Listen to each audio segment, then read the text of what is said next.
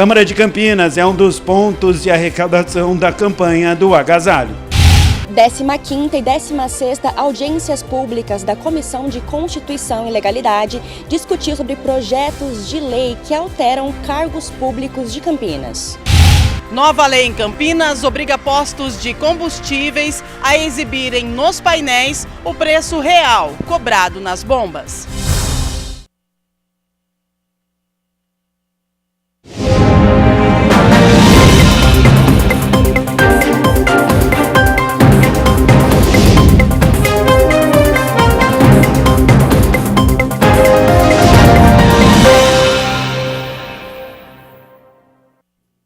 Olá, boa tarde. Chegamos ao meio da semana, quarta-feira, 13 de maio de 2026. Começa agora o Jornal Câmara Notícia, ao vivo, meio-dia mais 2 minutos. Muito obrigado pela sua companhia, pela sua audiência e participe, mande a sua mensagem. Vamos conversar pelo número do nosso WhatsApp, 19 é o nosso DDD. Para você que é de Campinas e região já sabe, né? Pode ir direto, o número aparece aqui embaixo da sua tela. É o 978293776, ou você tem a opção de enviar esta mensagem apontando a câmera do seu celular para o QR Code. Também já aparece uma mensagem no seu celular, o WhatsApp da TV Câmara Campinas. Você aperta e pode enviar o seu elogio, uma crítica construtiva, o que você quer assistir aqui no nosso telejornal. A gente abre a edição de hoje com as notícias da metrópole. Cine Infância leva a sessão de cinema e atividades à Escola Júlio de Mesquita Filho, no Jardim São Vicente, aqui em Campinas. O projeto incentiva o acesso dos estudantes à cultura, com exibição de filme, tem bate-papo e atividades artístico-culturais. Olhares atentos e todo mundo prestando muita atenção. Teve cinema na Escola Júlio de Mesquita Filho, no Jardim Vicente, em Campinas, graças ao Cine Infância, que é um projeto realizado com patrocínio da Prefeitura de Campinas. As atividades estão sempre vinculadas à temática do filme e também em concordância com o público que a gente vai atender. Então, no caso, de hoje, a atividade era numa escola bilíngue, então a gente pensou em uma atividade que contemplasse tanto ouvintes quanto não ouvintes. Então, a atividade olha tanto o desenvolvimento relacionado ao filme, quanto aquilo que a gente objetiva em relação à temática do filme. No caso aqui, foi uma experiência do som, mesmo para quem não ouve, a partir da vibração. Então, uma experiência de percussão corporal, utilizando o corpo inteiro, que é um instrumento que todo mundo carrega. A idealização do Cine Infância é da Fernanda, produtora responsável pelas sessões do projeto. O Cine Infância é um projeto de cineclube nas escolas e nós percorremos as escolas públicas na região metropolitana de Campinas e nós levamos sempre um filme brasileiro, curta-metragem, que traga alguma temática que a gente consiga desenvolver um bate-papo e que depois a gente realize uma atividade com as crianças relacionadas ao filme. Toda a sessão do Cine Infância envolve, além da exibição do filme, é claro, um momento de bate-papo e realização de atividades artístico-culturais com os estudantes. A gente tem percorrido 8 escolas aqui em Campinas, hoje é a nossa última sessão e fechamos com chave de ouro aqui nessa escola bilíngue para surdos. Foi bem legal, foi bem especial essa sessão aqui hoje. Como funciona? Como os filmes são escolhidos? Eu faço a curadoria dos filmes pensando sempre na temática, na classificação indicativa livre, sempre livre, e questões de acessibilidade. Se o filme tem essas questões de acessibilidade para que seja acessível para todos os públicos. Então a gente sempre pensa filmes brasileiros, filmes que abordem questões sociais ou questões relevantes que tragam algum questionamento ou questões relacionadas a bullying, ao racismo, para que a gente traga essa reflexão para as crianças e trabalhe isso tanto na conversa com eles quanto na atividade que a gente realiza após o filme. Bom, e claro, tudo isso tem uma explicação, tem uma justificativa, porque o cinema infantil nas escolas pode sim ser utilizado como um recurso lúdico, visando, claro, um aprendizado mais interessante e criativo também. Qual a importância para a escola receber um projeto como esse? Para a escola, na verdade, tem uma grande importância, principalmente na questão do cinema, da cultura, da acessibilidade, né? Nós somos uma escola polo bilíngue, né? Então, assim, a única do município que está estruturada nesse formato, e já ter uma atividade cultural voltada ao público surdo é de grande importância para nós. O acesso dos alunos à cultura é valorizado por todos na escola. Quando a gente faz isso na escola, a gente garante que eles tenham esse acesso. Então, eles ficaram bem envolvidos, bem empolgados, eles gostam bastante desse tipo de ação e eu acho que foi bem positivo.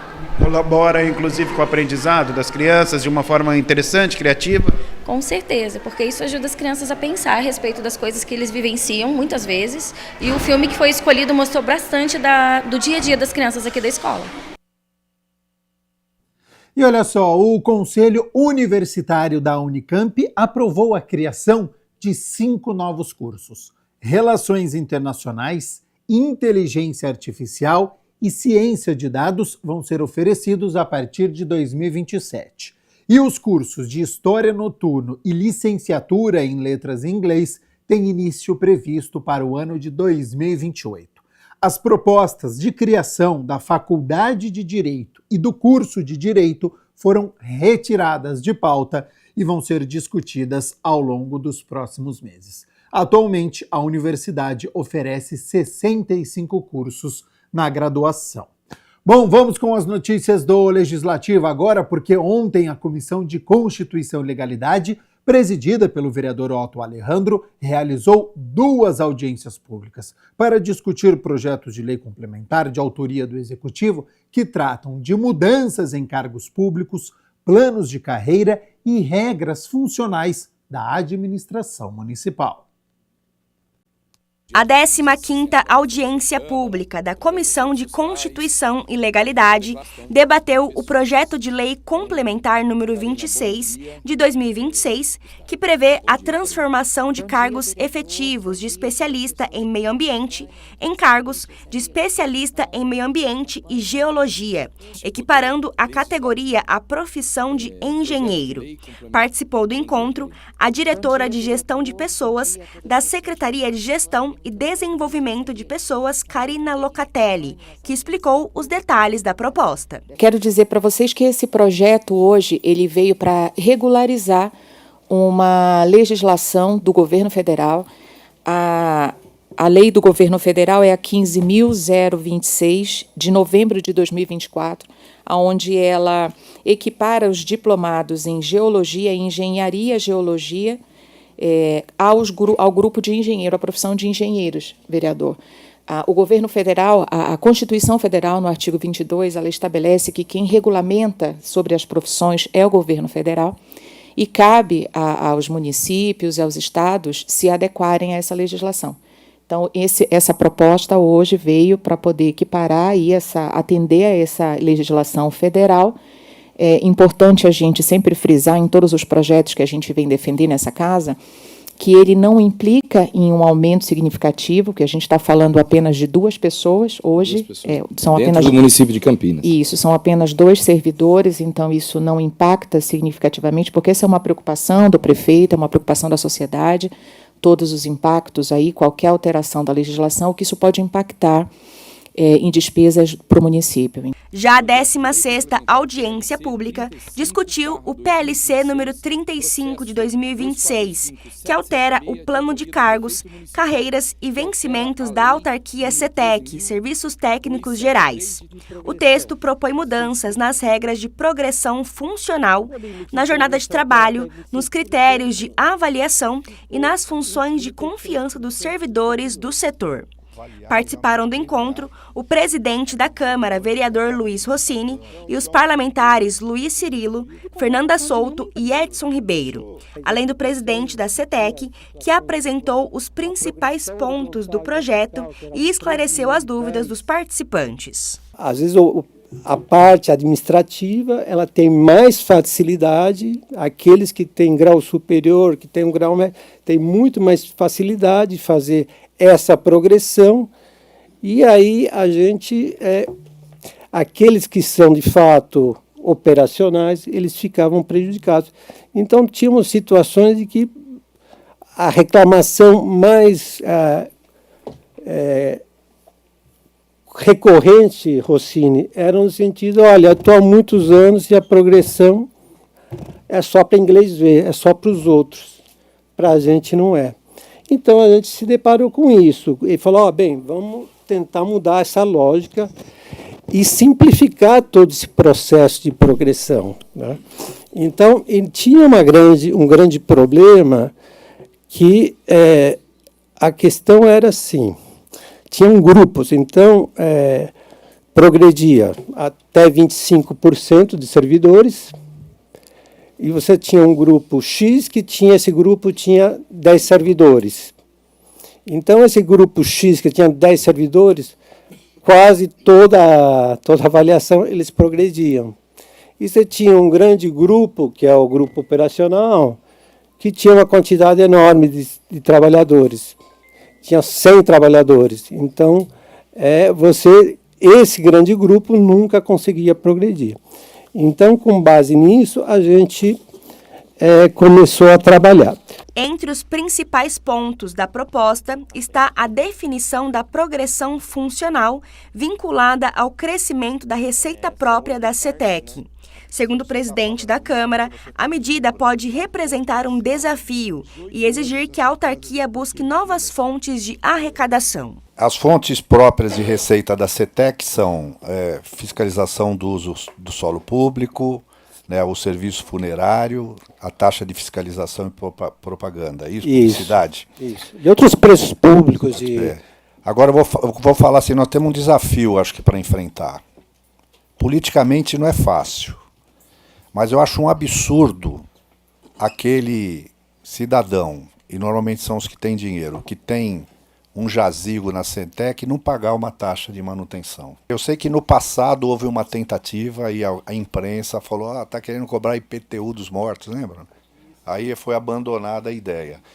Mas eu acho que a gente tem que fazer com transparência uma discussão com a sociedade, né? Eu estou disposto, aí, certamente os vereadores, a gente enfrentar isso. E talvez isso seja uma forma também de garantir um crescimento da receita futura da CETEC, né? E garantir que esse plano continue. O presidente da comissão também explicou quais serão os próximos passos, até que o projeto possa ser votado pelos vereadores.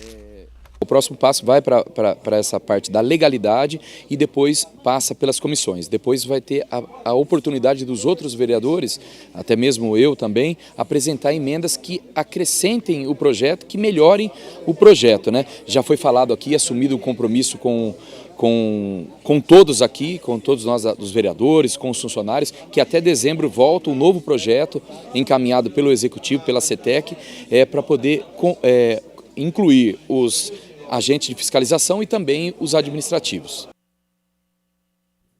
12:00 mais 13 minutos. Muito obrigado pela sua companhia, pela sua audiência. Hoje é quarta-feira, portanto é dia de reunião ordinária, a 28ª do ano. A partir das 6 horas da tarde, os vereadores vão se reunir para discutir e votar 16 projetos que estão na pauta. E para você que está nos acompanhando ficar muito bem informado, saber quais são estes projetos, olha só, site da Câmara, campinas.sp.leg.br, já tem a reportagem aqui, ó, com a chamada, o destaque para 2 projetos de lei. É a gratificação defesa civil. Essa gratificação está prevista num projeto de lei complementar de número 2, vai ser votado em segundo turno, é destinada exclusivamente aos servidores ocupantes do cargo de agente de defesa civil e aqueles que atuam diretamente em atividades finalísticas consideradas críticas.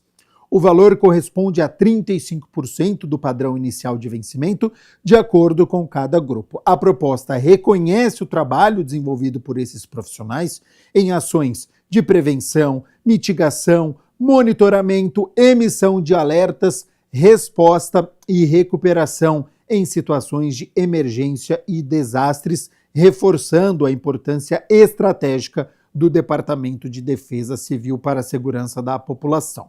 E um outro projeto de lei complementar que vai ser discutido, mas esse em primeira análise, ele propõe alterações numa lei complementar de 2025, aquela que regulamenta o estudo de impacto de vizinhança aqui em Campinas. De acordo com o Poder Executivo, a proposta busca aperfeiçoar a legislação vigente, deixando mais explícitas as situações em que o estudo vai ser exigido, especialmente em casos de obras novas, ampliações ou regularizações que envolvam criação ou aumento de unidades habitacionais em edificações de uso misto. Quer ficar muito bem informado, saber todos os projetos que serão discutidos e votados? É só entrar aí, campinas.sp.leg.br, o site está aqui embaixo da sua tela. A gente segue aqui com as notícias do Legislativo, porque a vereadora Guida Calisto promove debate público sobre as instituições de pesquisa do Estado de São Paulo. A Câmara Municipal de Campinas realizou um debate público com pesquisadores do Estado de São Paulo. A iniciativa foi da vereadora Guida Calisto. O que me chamou mais a atenção é esse projeto que tem no Estado de São Paulo de tentativa de desmontar as nossas instituições, as nossas universidades, que são espaços públicos de pesquisa, de ciência, tão importantes para a população. Aqui a gente teve acesso à informação que no Estado de São Paulo foram cortados mais de 70 mil cargos. Esses cargos são cargos voltados para a saúde, para a educação, para a assistência, enfim. E na área dos pesquisadores foram em torno de 5 mil cargos. O papel da ciência ele é de uma abrangência gigantesca, não é? Então, construir ciência significa a pesquisa, significa a análise, uma forma rigorosa, não é? Com metodologia rigorosa, para chegarmos a resultados efetivamente aplicáveis para a sociedade como um todo, em todos os seus aspectos. A discussão abriu um diálogo com a população sobre os institutos públicos de pesquisa em São Paulo, que, segundo a parlamentar, se enfraqueceram. Esses pesquisadores, minha gente, eles são responsáveis por fazer pesquisas em várias áreas, na área da agricultura, em toda a área da ciência, na área da saúde, na área do desenvolvimento agrário, enfim, né, em todas essas áreas tão importantes. A vereadora demonstra preocupação com a situação dos institutos. A associação, a APQC, que é a Associação de Pesquisadores em Ciência, né, do Estado de São Paulo, entrou com uma ação judicial e aí o juiz está exigindo, né, a partir de uma decisão liminar, está exigindo que o governo do Estado, antes de vender, apresente o estudo de impacto disso. Ou seja, se vender uma dessas áreas, qual vai ser o impacto disso para a população? A Frente Parlamentar de Enfrentamento às Violências Relacionadas ao Trabalho realizou uma reunião para discutir o racismo no ambiente profissional. O encontro aconteceu no plenário da Câmara de Campinas e reuniu representantes de movimentos sociais, pesquisadoras e especialistas em direitos humanos. Durante a reunião, Elisângela Nunes, do Centro de Referência em Direitos Humanos para a Prevenção e Combate ao Racismo e à Discriminação Religiosa, destacou a importância de acolher denúncias e fortalecer políticas públicas de enfrentamento ao racismo institucional e nas relações de trabalho. O Centro de Referência ele foi inspirado no Centro de Referência de Promoção, que hoje é Centro de Referência de Promoção da Igualdade Racial da cidade de São Paulo, mas no ano de 2006 foi criado como Centro de Referência em Direitos Humanos na Prevenção e Combate ao Racismo, lá na cidade de São Paulo. O pessoal daqui de Campinas ficou sabendo que São Paulo tinha um serviço como esse e falaram, olha, a gente quer também, e começaram a luta e demorou 10 anos de muita luta para que Campinas tivesse, né? Após o São Paulo é de 2006 e o nosso de 2016. Mas o que faz esse centro de referência?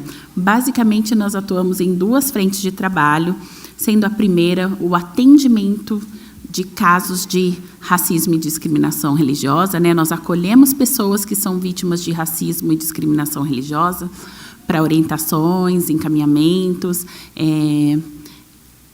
tudo que, na perspectiva técnica de um atendimento, pode ser feito. A gente fala que um caso de racismo, né, a construção de todos esses anos, nos levou a entender que o atendimento de um caso de racismo precisa contemplar 5 dimensões, que é a jurídica, administrativa, social, educativa e de saúde mental, né? A militante Naná Cosme, integrante da Maré Negra e do coletivo Afoxé e Leogum, chamou a atenção para os impactos do racismo estrutural na rotina dos trabalhadores negros e defendeu ambientes profissionais mais seguros, inclusivos e livres de violência.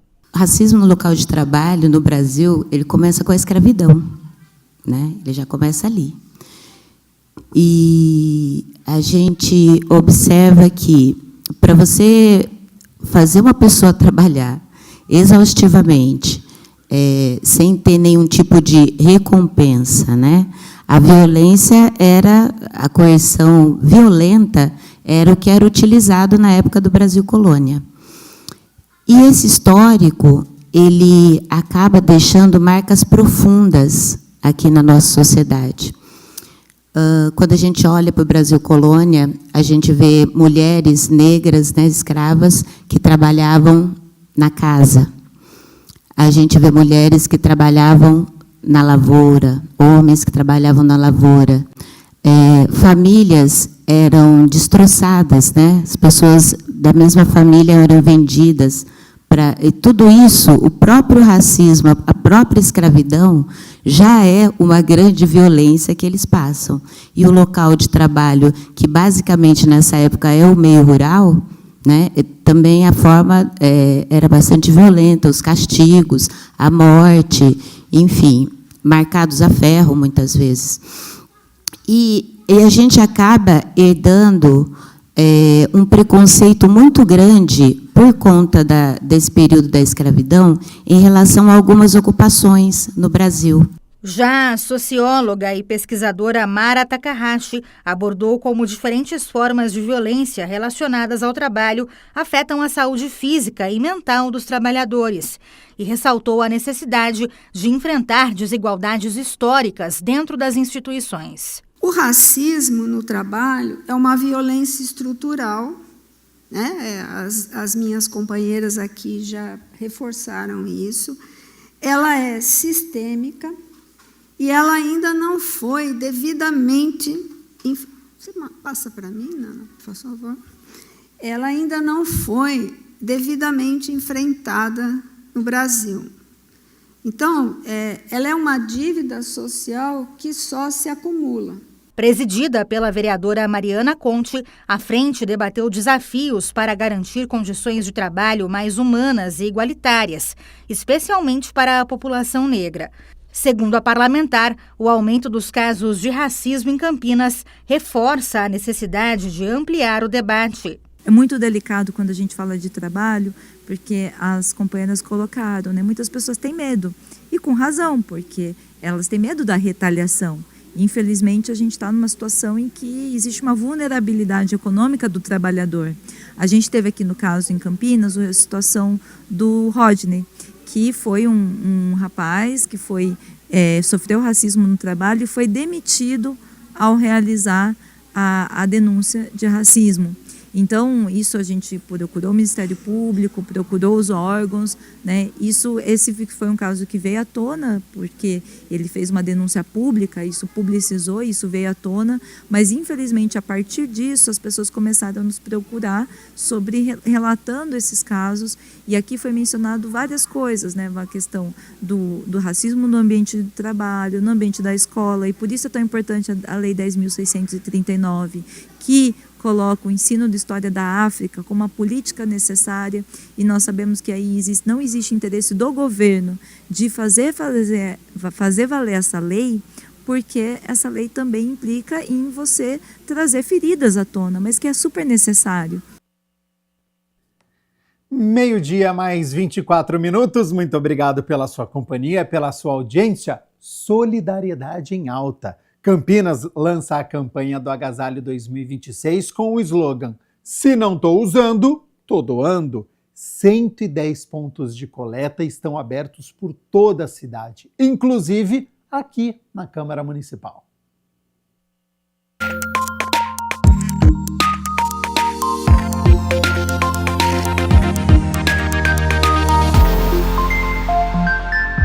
O momento agora é show de solidariedade. Com o slogan "Se não tô usando, tô doando", a Prefeitura de Campinas lançou a campanha do Agasalho 2026. Bom, e a campanha começa com 110 pontos de arrecadação, 88 pontos gerais, um inclusive aqui na Câmara Municipal de Campinas. Pois é, na entrada principal, que fica na Avenida da Saudade. Também na Câmara, a doação pode ser feita na entrada do plenário, que fica na Avenida Engenheiro Roberto Mange. Além de colocar um ponto de arrecadação aqui nas instalações da Câmara, e a gente já convoca, né, não só os servidores, vereadores, comissionados, como a população do entorno da cidade que quiser contribuir com a campanha do agasalho, é só trazer o seu agasalho aqui em bom estado, obviamente, né, que depois a prefeitura manda retirar. A campanha recebe roupas masculinas, femininas, também infantis.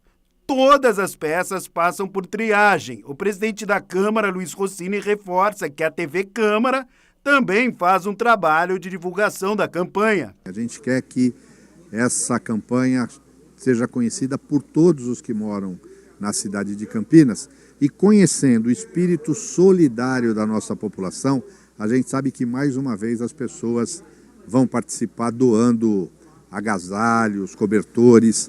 Inclusive, há um apelo, né, de que vestimenta, agasalho masculino, né, possa ser encaminhado.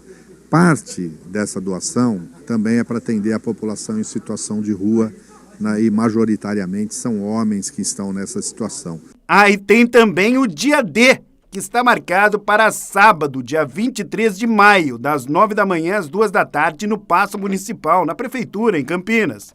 Então você que tem lá um paletó, uma blusa, um agasalho, um suéter, né, uma calça em bom estado que você não usa faz tempo, traga, faça a doação, não só na Câmara, em qualquer ponto de coleta.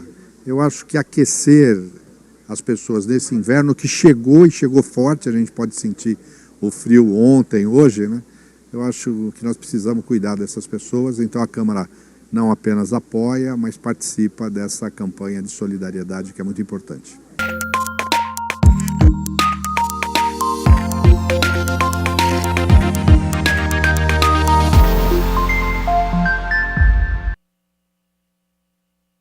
Entrou em vigor em Campinas a nova lei que proíbe postos de combustíveis de destacarem preços promocionais como valor principal nas placas informativas.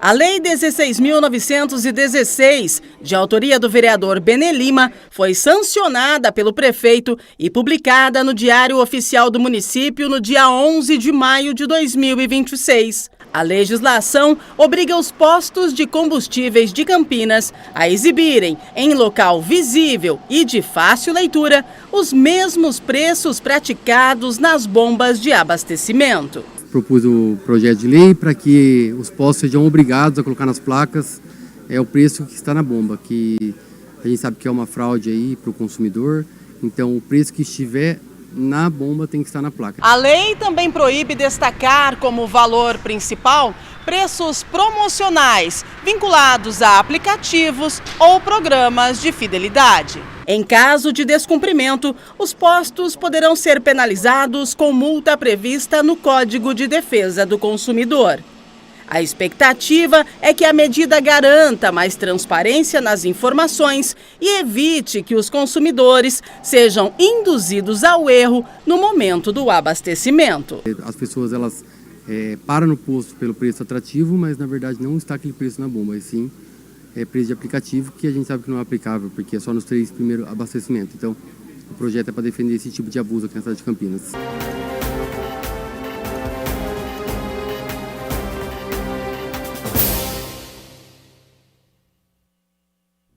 Hora de homenagem no Jornal Câmara Notícia. Vereador Permínio Monteiro concede diploma de mérito gastronômico ao Piraju Botequim. A Câmara Municipal de Campinas, por iniciativa do vereador Permini Monteiro, concedeu o diploma de mérito gastronômico ao Piraju Botequim. E uma homenagem justa a um Piraju Botequim, eu acho que não seria tão contagiante na Câmara, embora seja o Poder Legislativo, onde a gente faz a Casa de Leis, que fosse realizado aqui neste local. É importante a gente prestigiar, né? Principalmente os comércios que estão em evidência, e um bar renomado desse, eu fico muito feliz, até porque eu observei a história do seu pai, o Betão. Eu também sou aqui do Nova Europa desde 1970, então a gente viu esse bairro aqui crescer. Lá era todo de terra, não tinha nem energia, para vocês terem ideia. E o Jardim Leonor já era mais evoluído. O parlamentar destaca as qualidades do local homenageado, que colabora, claro, com o desenvolvimento da gastronomia em Campinas. Atendimento VIP, é um bar diferenciado, é um local que muitas pessoas vêm com alegria e é um local familiar.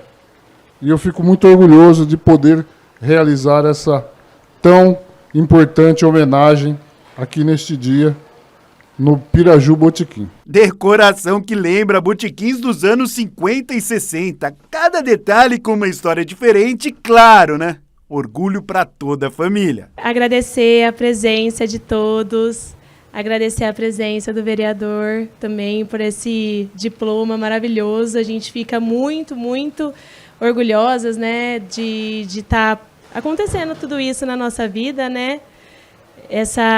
Representando um bar tão importante que é para minha família, que foi para o meu pai, um sonho que ele construiu, e estar na frente de tudo isso realmente é muito gratificante mesmo. 12h mais 32 minutos, a gente segue aqui com o Jornal Câmara Notícia ao vivo nesta quarta-feira, porque o Centro de Pesquisa e Desenvolvimento em Telecomunicações e a Agência Brasileira de Desenvolvimento Industrial lançaram aqui em Campinas o projeto ECOS, visando o desenvolvimento de soluções tecnológicas inovadoras para tornar os data centers mais sustentáveis. Tema que você acompanha a partir de agora no nosso quadro, o Giro Ambiental.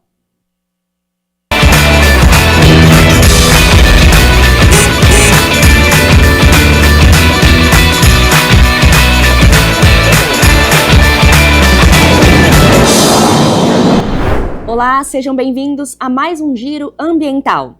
No programa de hoje vamos falar sobre um tema que cresce junto com a tecnologia, mas que também traz desafios importantes: o impacto ambiental dos data centers. E para discutir soluções inovadoras nessa área, o Centro de Pesquisa e Desenvolvimento em Telecomunicações, o CPQD, lançou o projeto ECOS, que busca tornar esses sistemas mais sustentáveis. Então, para falar sobre isso, eu converso agora com o Fabrício Lira, gerente de Ambientes e Inovação do CPQD.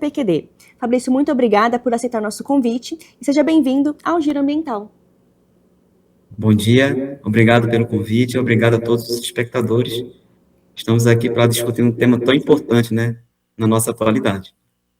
Fabrício, para começar, eu queria que você explicasse para a gente o que é exatamente um data center, para quem está em casa e pode não conhecer esse segmento da tecnologia.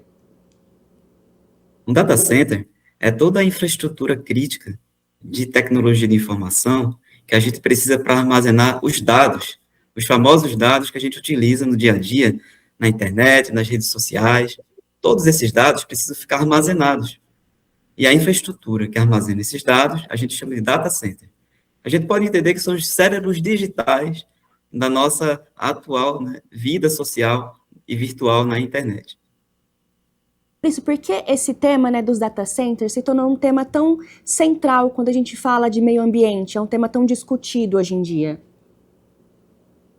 Nós temos observado, ao longo dos últimos anos, um crescimento exponencial do uso da inteligência artificial, né, na internet, em várias frentes, tanto pelas empresas, né, as empresas cada vez mais utilizando os data centers para suas operações, mas também pelo cidadão, né. Hoje, todos nós conhecemos os algoritmos, né, Os algoritmos estão lá presentes no nosso dia a dia, em tudo que a gente faz na internet, seja acessando uma rede social, seja fazendo uma aquisição, eles estão sempre ali, né, quer a gente perceba ou não. E os algoritmos nada mais são do que inteligência artificial, né, a nosso serviço, a nosso trabalho. Então, a gente precisa considerar que todo o uso da inteligência artificial, ele demanda o data center, né? Ele precisa ser armazenado, tanto os dados quanto os algoritmos precisam dessa estrutura. Sem o data center, né, não é possível a gente ter todo esse uso e todo o crescimento da IA que a gente tem percebido nos últimos anos. A grande questão é que essa infraestrutura ela demanda muitos recursos para a sua função, né, para a sua operação. Um desses recursos é a energia, né? Então, dependendo do porte do data center, ele pode consumir o equivalente a uma cidade de médio e grande porte, como Campinas, na duração, né, que ele estiver operando. Por exemplo, no período de 1 ano, pode chegar a superar, né, o consumo de energia de uma cidade de médio porte, como Campinas, tá? Então, essa é uma infraestrutura muito importante para a evolução da nossa sociedade, mas que demanda muitos recursos. Além da energia, água também. Você precisa ter formas de refrigerar esses data centers. O grande desafio, né, nesse processo todo é a eficiência no uso da energia e no uso dos recursos naturais. Então, por isso é importante que a gente consiga desenvolver tecnologias, inovação, que contribuam para o aumento da eficiência energética, da eficiência da operação dessa indústria dos data centers, né? A gente tem observado um crescimento muito significativo dessa indústria nos últimos anos, né? A gente tem uma projeção que o mercado brasileiro de data center deve alcançar a casa dos 10 bilhões de dólares até o final de 2030, né? É uma projeção, e o Brasil hoje já ocupa, né, a liderança nessa infraestrutura em toda a América Latina. Então, a gente precisa ter uma atenção especial, porque é uma infraestrutura extremamente necessária, crítica para o nosso dia a dia, né, para o dia a dia do cidadão, do governo, das empresas, mas que precisa ter esse olhar atento, devido a esse potencial de crescimento tão acelerado que a gente tem observado, né? E isso tem um impacto ambiental importante, né, esse crescimento, a gente precisa ter projetos mais eficientes. Então, esse é o objetivo do projeto Ecos, né, que vai posicionar, inclusive, a região de Campinas nessa vanguarda tecnológica com impacto global. E falando já especificamente sobre o projeto Ecos, como que surgiu a ideia desse projeto e também qual o tempo de duração dele? Perfeito. Então, o projeto Ecos nasceu exatamente dessa visão da oportunidade que nós temos hoje para posicionar o Brasil como um ator importante de inovação nesse segmento, não só em nível nacional, mas como em nível global. Porque o mundo inteiro precisa dessa tecnologia. Então, se nós conseguirmos construir competências, infraestrutura, né, capital humano, pessoas qualificadas, capacidade de pesquisa nessa área, a gente tem uma oportunidade enorme, uma janela de oportunidade para posicionar o país nessa área.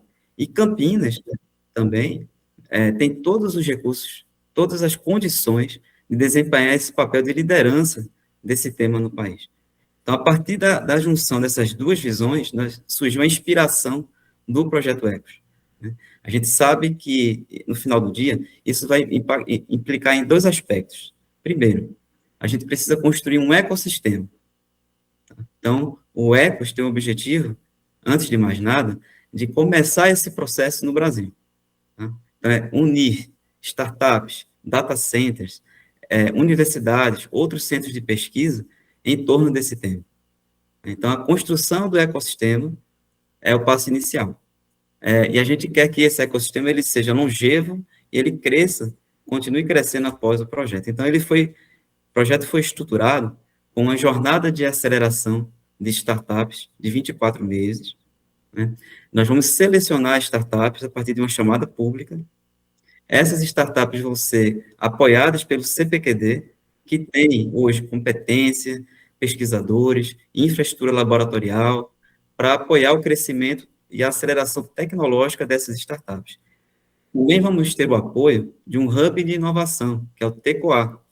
né? Esse hub ele foi criado com foco em sustentabilidade e inovação digital e vai apoiar todo o processo de evolução de negócio dessas empresas.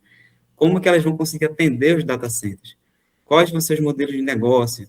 Né? Como é que eu vou conseguir ter um preço que viabilize que essas empresas atendam os data centers no Brasil?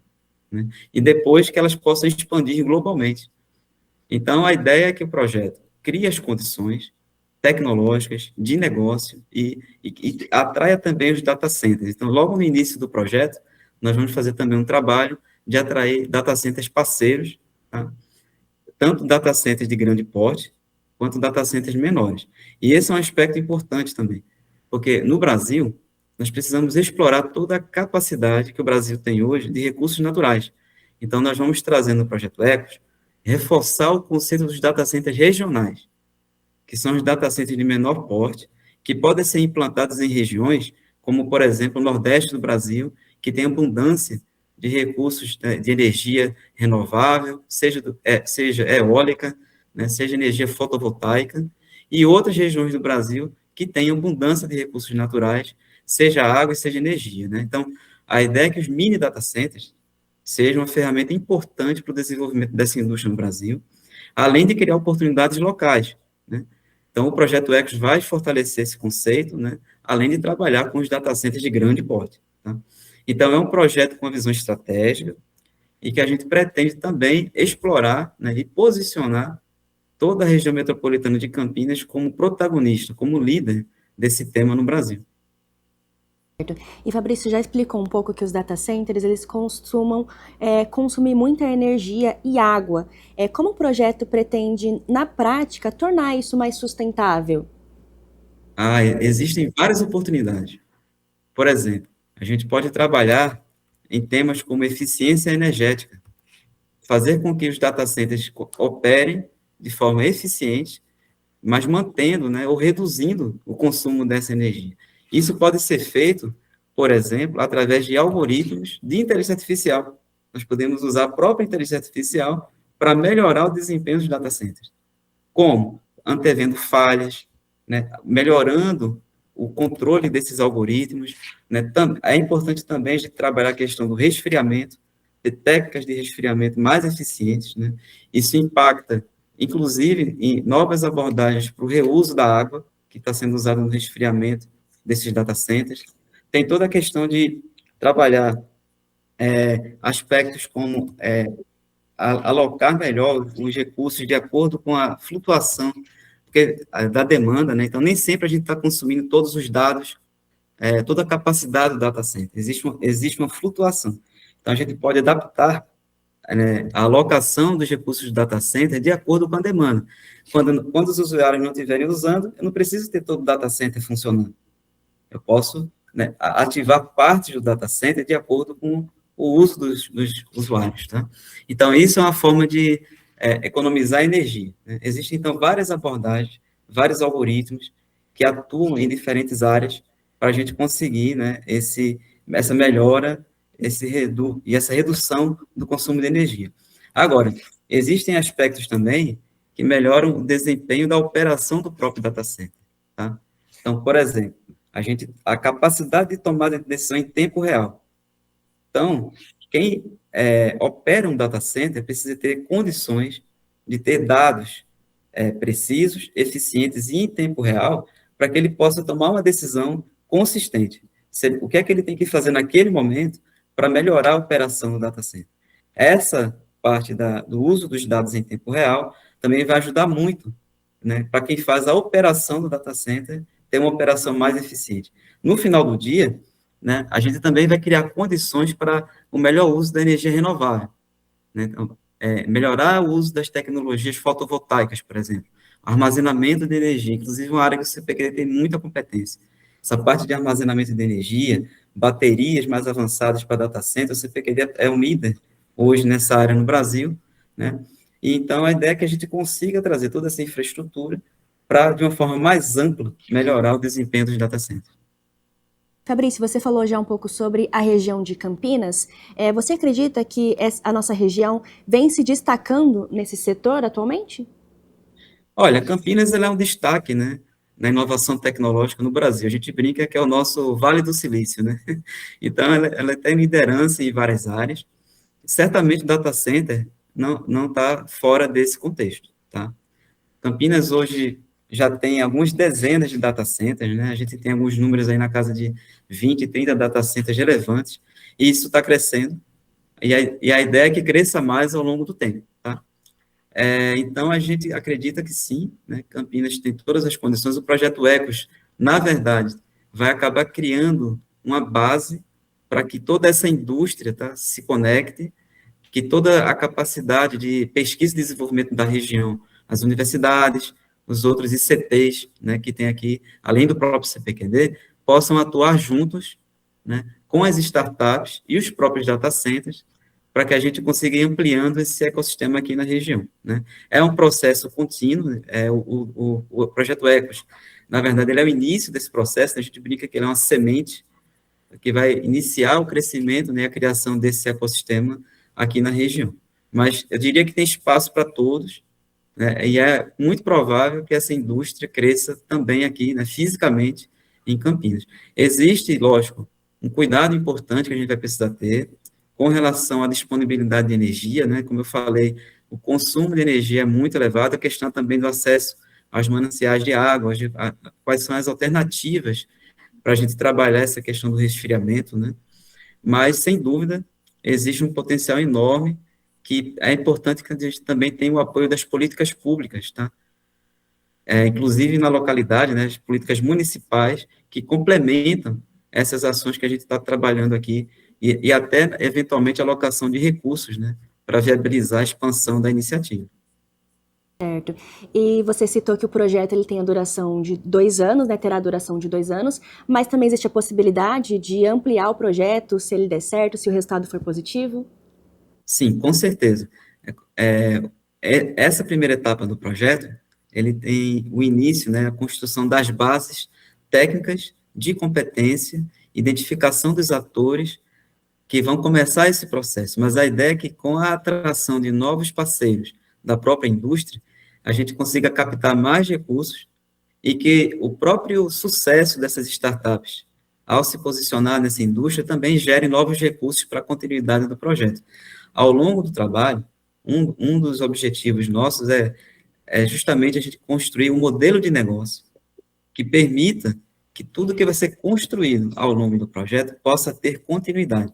Essa, inclusive, é uma missão do Hub Tecoar, né, que é a construção desse modelo de negócio perene, mas a gente certamente acredita que com o sucesso dos resultados que vão ser encontrados, a gente vai conseguir atrair novos investidores e novos atores para aportar mais recursos no projeto. Então, é por isso que a gente pode, né, e quer que esse projeto continue, mesmo que seja em outras fases, com outros objetivos, mas certamente ele tem esse potencial de expansão, tanto em termos de escopo quanto no tempo. Fabrício, eu agradeço a sua participação aqui no Giro Ambiental e pelos esclarecimentos também sobre o projeto Ecos, que é tão importante. Eu que agradeço, estamos à disposição. Obrigada a você também pela sua audiência e agora você segue com as informações e curiosidades sobre o meio ambiente. Até o próximo Giro Ambiental. Um estudo da Universidade Charles Darwin, na Austrália, revelou que morcegos da espécie Macroderma gigas desenvolvem algo parecido com sotaques. A pesquisa, publicada na revista Ecology and Evolution, analisou colônias separadas por até 800 quilômetros e identificou variações nas vocalizações. Os cientistas encontraram diferenças em sons sociais, de conflito e até de ecolocalização, indicando a existência de dialetos entre os grupos.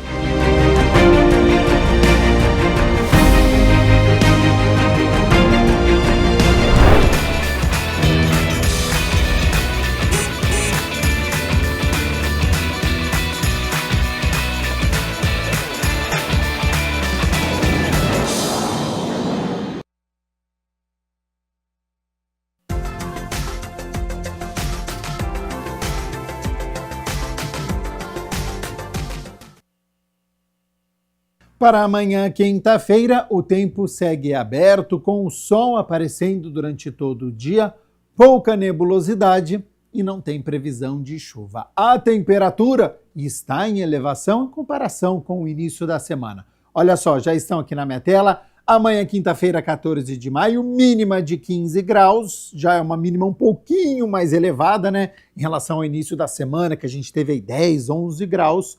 Amanhã, 15 e máxima de 26 graus aqui na cidade de Campinas. O Jornal Câmara Notícia fica por aqui. Muito obrigado pela sua companhia, pela sua audiência. Lembrando que hoje é quarta-feira, portanto é dia de reunião ordinária. A partir das 6 horas da tarde, os vereadores vão se reunir para discutir e votar os 16 projetos que estão na pauta da 28ª reunião ordinária. Eu volto amanhã no Jornal Câmara Notícia. Até lá. Tchau, tchau.